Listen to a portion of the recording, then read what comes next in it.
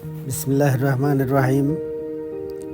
মানুষ ভাবে রিজিক আসে পরিশ্রমে, কিন্তু প্রকৃত রিজিক আসে আল্লাহর ইচ্ছায়। আকাশে পাখি যেমন খালি পেটে বের হয় আর ফিরে আসে পূর্ণ পেটে, ঠিক তেমনি আল্লাহর রিজিক পৌঁছে দেন যাকে যেভাবে যখন তিনি চান। তিনি আর রাজ্জাক, যিনি শুধু দেন না, বরং দেন